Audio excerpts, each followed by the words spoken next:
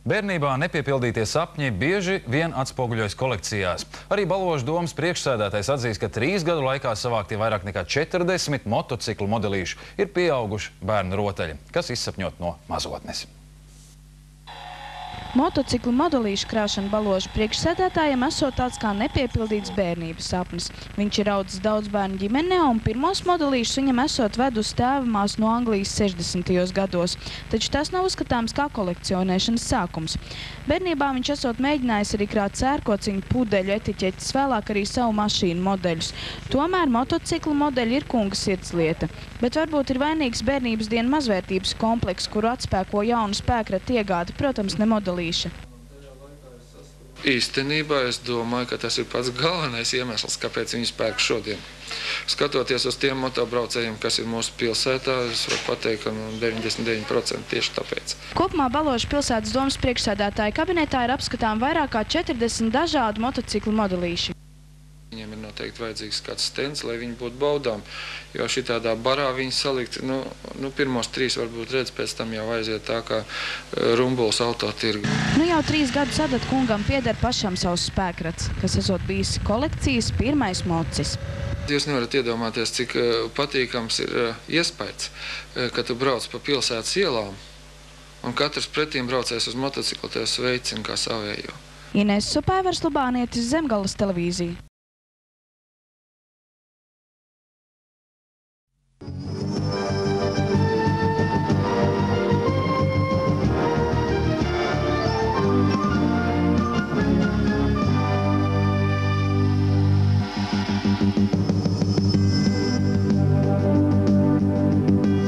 Esiet sveicināti šīs dienas novadziņa apskatā. Atbilstoši Eiropas Savienības prasībām ministru kabineta noteikumi par piesārņoto un potenciālo vietu apzināšanas un reģistrācijas kārtību paredz, ka pašvaldībām līdz nākamā gada jūlijam jāapsako to teritorijās esošās vecās piesārņotās vietas, kuras ir bīstams apkārtējai videi.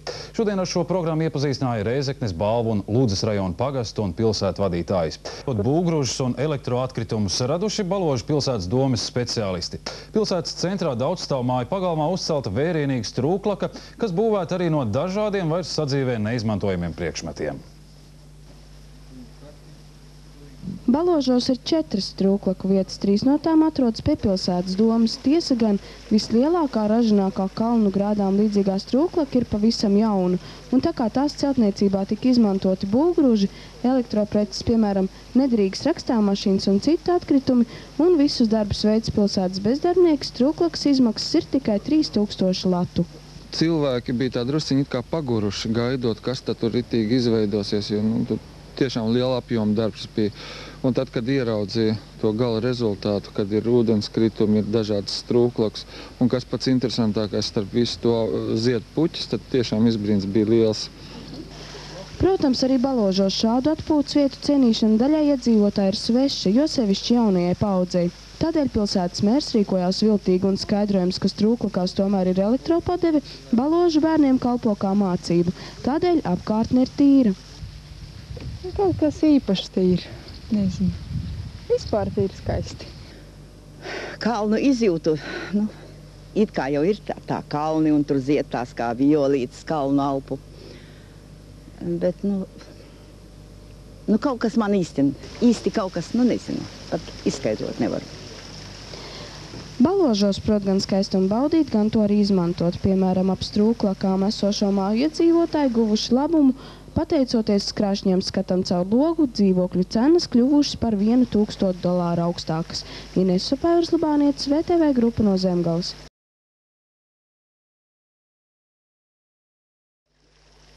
Turpat Balvožos jau vairākus gadus atjauno kultūras namu. Pašvaldībai kopumā darbi izmaksās aptuveni 100 000 latu. Viena no atjaunotajām zālēm Nulikā iegūs jaunu mūzikas instrumentu flīģeli.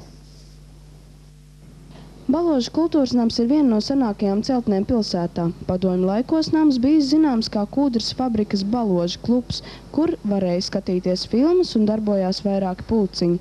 Ar laiku nams jau pārgāja pašvaldības īpašumā un beidzot pēc vairāku gadu neaktivitātes posma celtne bija nonākusi īstajās rokās.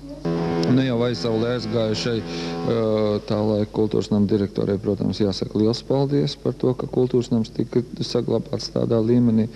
Bet mēs esam darījuši daudz darba, lai tas kultūras nams atbilstu mūsdienu prasībām, saglabājot pirmsākuma veidolu.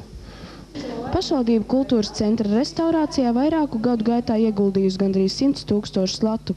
Atjaunots jumts, 2 zāles, pašlaik tiek pilnībā pārbūvēta pilsētas bibliotēkai paredzētā ēkas daļa, bet jau sakoptajā brūnajā zālē skan Čehijā ražots jauns flīģelis.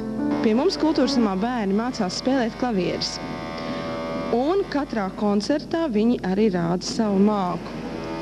Un līdz šim viņi ir tādi maziņi augumā, viņi vienkārši pazuda pie mazā pianīna zālē, kas atradās lejā.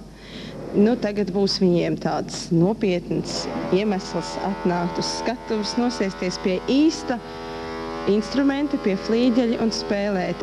Jaunais instruments kultūras nama skatuvi radīšot interesantāku profesionāliem mūziķiem, tāpēc paredzams, ka nākotnē nams kļūs par gan skatītājiem, gan māksliniekiem iemīļotu kultūras un atpūtas centru pilsētā.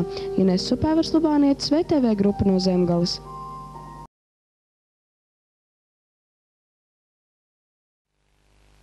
Valsts svētki aizvadīti, bet tikai nedaudz Latvijas iedzīvotāji pieredzējuši arī dienu, kad Latvijas valsti dibināja. Par tolaik piedzīvoto simtgadnieks Oļģerts Kūkums atmiņās dalās ar bērniem un mazbērniem. Oļģertam Kūkumam ir 101 gads. Latvijā nemaz nav tik daudz cilvēku, kuri pieredzējuši abus pasaules karus un atcerās Latvijas proklamēšanas dienu, it kā tas būtu noticis vakar.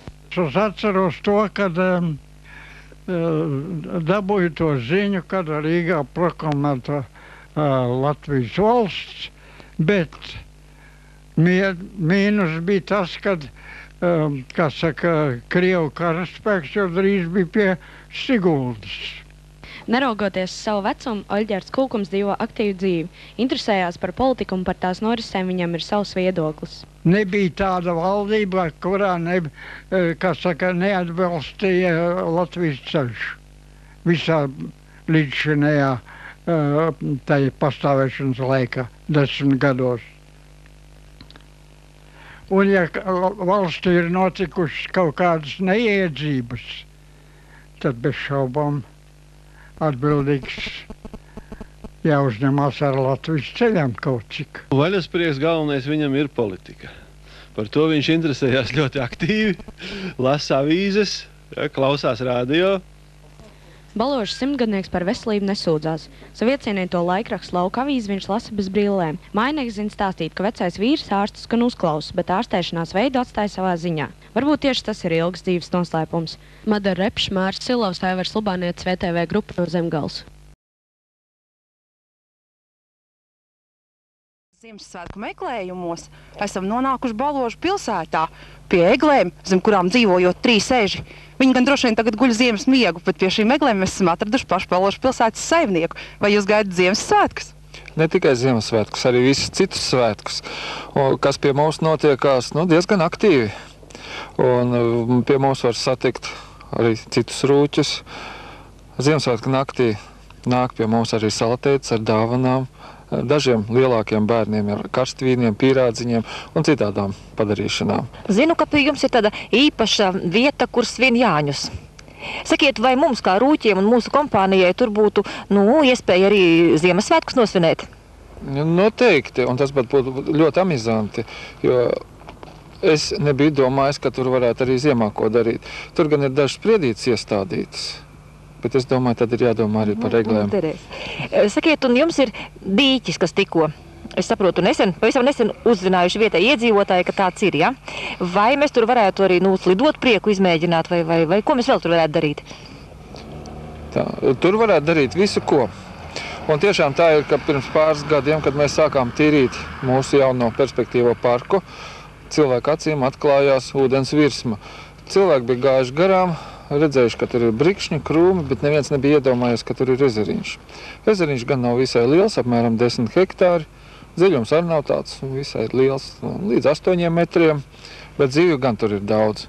Un tagad pat būtu ļoti liederīgi iet slidot, slēpot, vai vienkārši tāpat paskraidīt riņķi un apskatīties, kas tur notiekās. Un kur tad parasti notiek pasākumi? Nu, mēs lepojamies ar mūsu skaisto gaišo celtni. Tas ir kultūras nams, kur notiek slēgtās telpās visi pasākumi, bet tā jau mēs esam pielāgojušies, ka pasākums mēs rīkojam jebkurā vietā. Mēs esam izmēģinājuši kāds 5 vai 6 vietas pilsētā ar visdažādākiem pasākumiem, veidojot jaunas tradīcijas, bērnu svētkus, Jāņus, kas tur vēl, ielīgošana, septembra sagaidīšana un tam līdzīgas lietas. Kas parasti organizē šos pasākumus? Jums ir kaut kāda kolektīva, kas darbojās kultūras namā aktīvi, un ja ir, tad kāda viņi ir? Jā, mums ir kādi 10 kolektīvi, kas varbūt viņi netik daudz organizē, cik viņi piedalās un veido tos pasākumus. Organizē jau kā parasti kultūras nama direktori, un tad varbūt tāda neliela grupiņa, kas ar savu ideju, iniciatīvu mēģina piedot šiem svētkiem kaut kādu moto.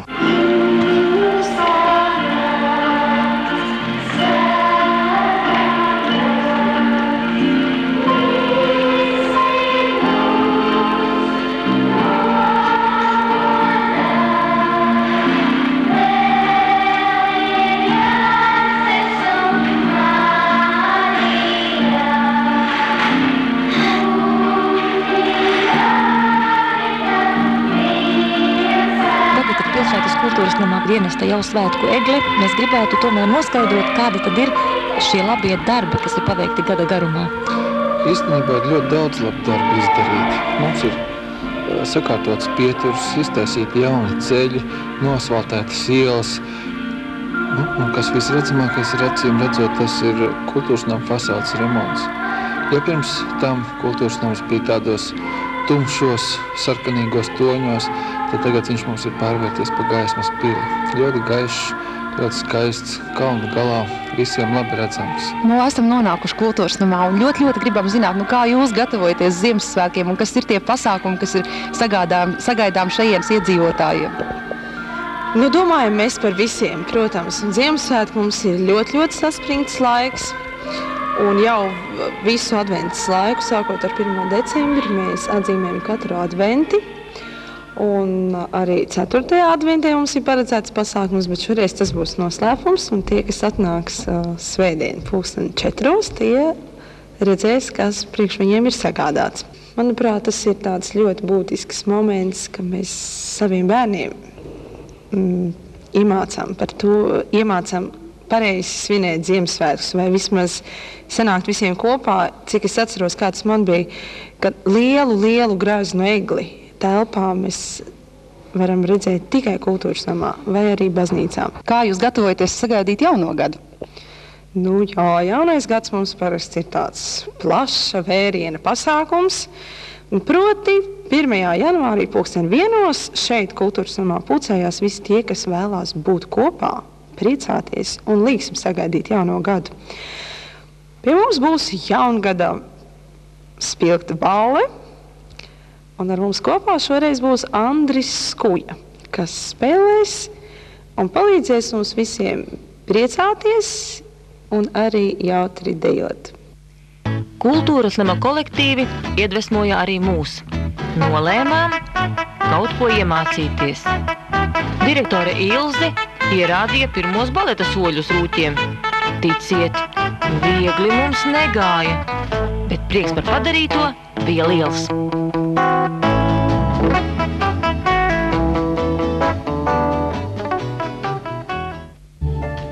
Ārā kļuva nedaudz vēsi.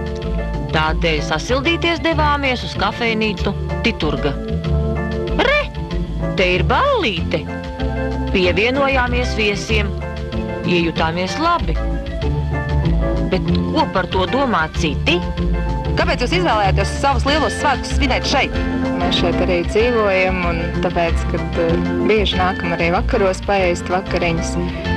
Ēdieni ir garšīgi, mājīga atmosfēra. Vienkārši patīk šeit. Cik ilgi pastāv šī kafejnīca? Kafejnīca ir no 88. gada. Šodien mēs piedāvājam kafejnīca pavadīt jautrus vakars, savas svinības, jebkura veida. Nu, ja tā balva ir liela un ieliks līdz rītam, vai ir iespējas, teiksim, pie jums arī palikt pa nakti un kādā brīdī mazliet atpūsties? Nu, ja jums paliek ļoti grūti, iespējas pie mums ir palikt. Jūs uz ielas nepaliksiet. Varbūt jums ir kāds jauks novēlējums tiem cilvēkiem, kas vēl nav bijuši pie jums un gribētu atnākt un